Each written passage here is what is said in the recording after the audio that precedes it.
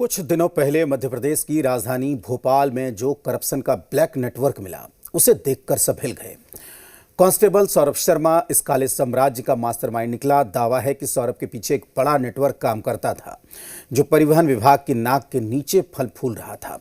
देश हैरान है कि कानून के रक्षक नहीं, आखिर कानून को कैसे बेच दिया। अरबों के ब्लैक किंगडम के रहस्य लोक पर देखिए जी मीडिया की यह सुपर एक्सक्लूसिव रिपोर्ट।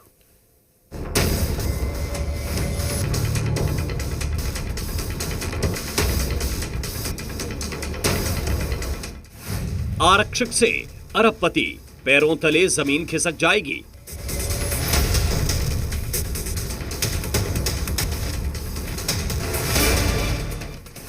एमपी के सबसे अमीर सिपाही का काला संसार।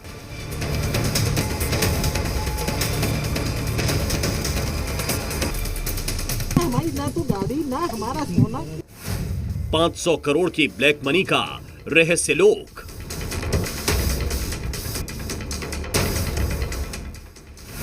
कैश, सोना, चांदी, कहां छिपा बिलियनियर सिपाही।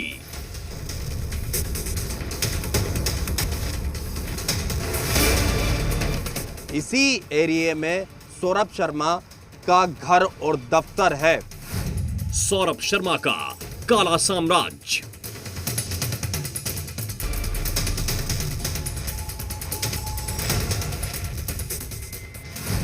करोड़ों रुपए कैश, बेहिसाब सोना, सैकड़ों किलो चांदी, आलीशान बंगले और गाड़ी।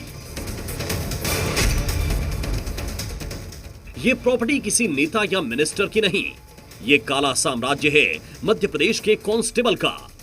सौरभ शर्मा, जो आरटीओ का एक मामूली सिपाही था, असल में भ्रष्टाचार के साम्राज्य का बेताज बादशाह निकला। सौरभ शर्मा की मामूली सरकारी सैलरी से वो जिंदगी नहीं जी जा सकती थी जिसे वो जी रहा था।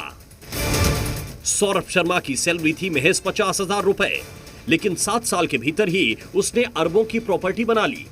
लोकायुक्त और इनकम टैक्स विभाग ने हाल ही में सौरभ शर्मा के ठिकानों पर रेड की थी और जो कुछ बरामद किया वो चौंका देने वाला था। मामूली तनख्वाह पाने वाले सरकारी कर्मचारी के आलीशान घर में जैसे काली दौलत का ज्वालामुखी फट पड़ा। 11 करोड़ रुपए कैश, 51 किलो सोना, 2 क्विंटल से ज्यादा चांदी की सिल्ली, दुबई में करोड़ों की प्रॉपर्टी, आलीशान बंगले और लग्जरी गाड़ियां। ये सब जब रेड में मिले तो अधिकारियों के पैरों तले जमीन खिसक गई। लेकिन ये तो सिर्फ सौरभ की काली कमाई का ट्रेलर था, असली पिक्चर तो अभी बाकी थी। ऐसा दावा है कि सौरभ शर्मा के ठिकानों से लोकायुक्त के छापे में अब तक मिले करोड़ों के कैश, बेनामी संपत्ति के दस्तावेज तो महज ऊंट के मुंह में जीरे के बराबर हैं।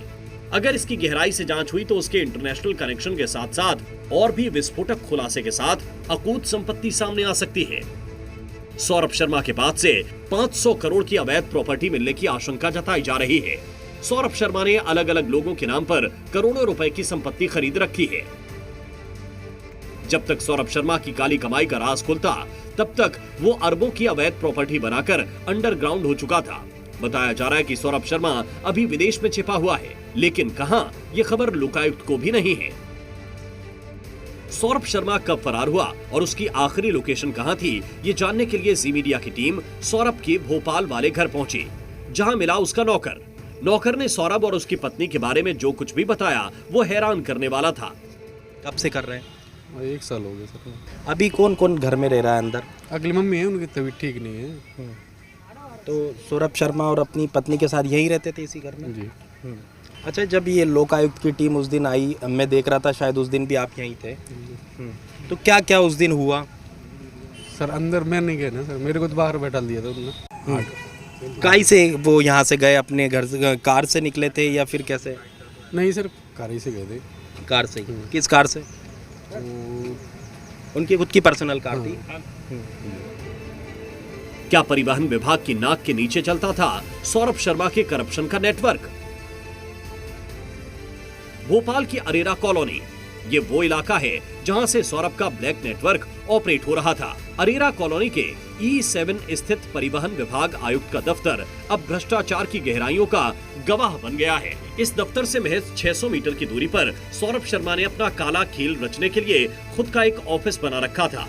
ये दफ्तर और उसका आलीशान घर दोनों परिवहन विभाग के दफ्तर के इतने करीब थे कि किसी को शक तक नहीं हुआ कि यहाँ से करप्शन का खेल चल रहा है।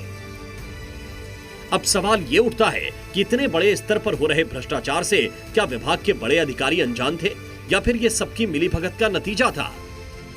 क्या सौरभ शर्मा अपने घर और दफ्तर से परिवहन विभाग को चला रहा था? दरअसल ये सवाल अब इसलिए खड़े हो रहे हैं, ये जो दफ्तर देख रहे हैं आप, भोपाल के अरेरा कॉलोनी E7 में परिवहन विभाग आयुक्त का ये दफ्तर है और यहीं से परिवहन विभाग जो है चलता है और यहीं पर इसी एरिया में सौरभ शर्मा का घर और दफ्तर है। कुछ साल पहले सौरभ शर्मा ठीक इसी दफ्तर के बिल्कुल नज़दीक जो है अपना घर और दफ्तर बनाता है। ऐसे में अब कई तरह के सवाल ये भी खड़े हो रहे हैं, क्या सौरभ शर्मा परिवहन विभाग को अपने घर और दफ्तर से चलाता था?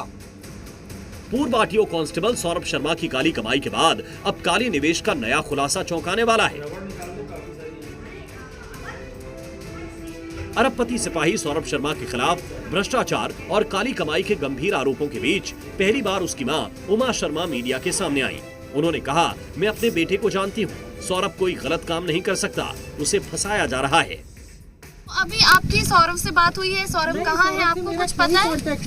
मैम जो सौरभ जो आरोप लग रहे हैं सौरभ पर मढ़ा जा रहा है, आप कुछ तो कहेंगे अपने बेटे के बारे में? मैं क्या कहूँ, मेरे को ज्यादा जानकारी है ही नहीं। मैं यार सौरभ आएगा वही देगा, मुझे जानकारी नहीं है। आप कभी चेतन से मिली हैं? नहीं, मैं सब कुछ जानती हूँ। दिल्ली को क्या होता है, सब इस दुनिया में यही रह रहे हैं तो सब जानते हैं, एक दूसरे को सब देखा हुआ है, ऐसा थोड़ी होता है।